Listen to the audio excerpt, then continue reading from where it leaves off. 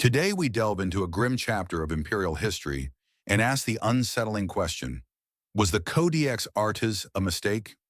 In this monologue, we trace the origins of Guilliman's great tome, how it shattered the ancient Space Marine legions into 1,000 points of light, and how that very reorganization may have sown the seeds of the Imperium's later woes.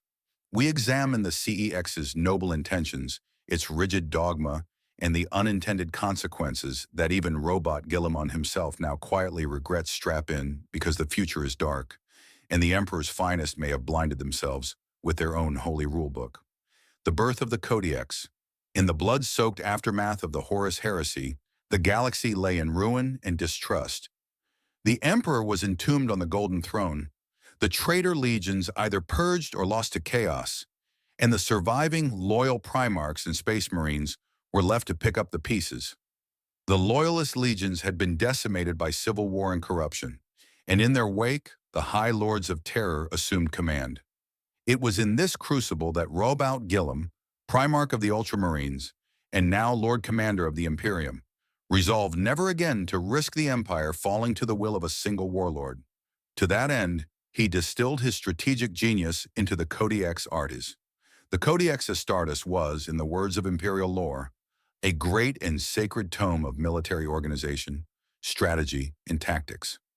Written by Guilliman himself, it was intended as a guide for loyal Space Marines of all chapters, a compendium of doctrine from recruitment and training to battlefield tactics. Its sacred pages promised a future where the horrors of the heresy could never be repeated.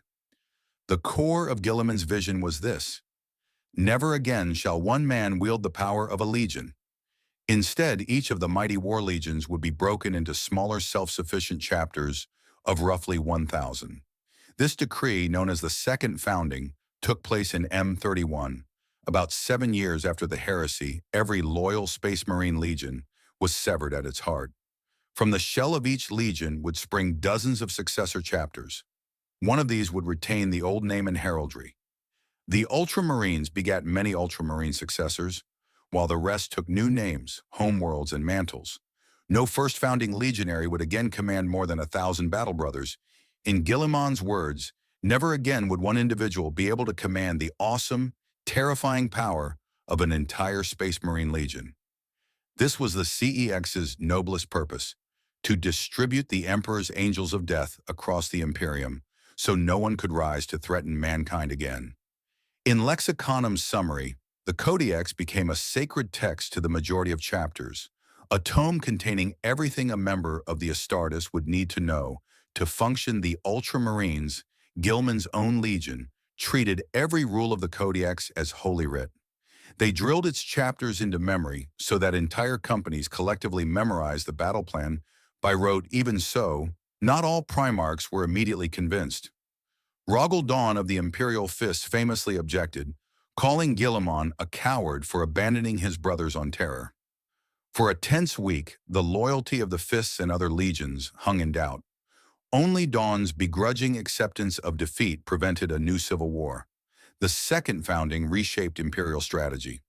Instead of 18 massive legions, the galaxy would be defended by hundreds of smaller chapters, each a rock wall against the void. If Horus or another Primarch ever turned traitor again, the CEX's framers reasoned the damage would be limited. In the decade after the heresy, Guilliman and the High Lords implemented the new order.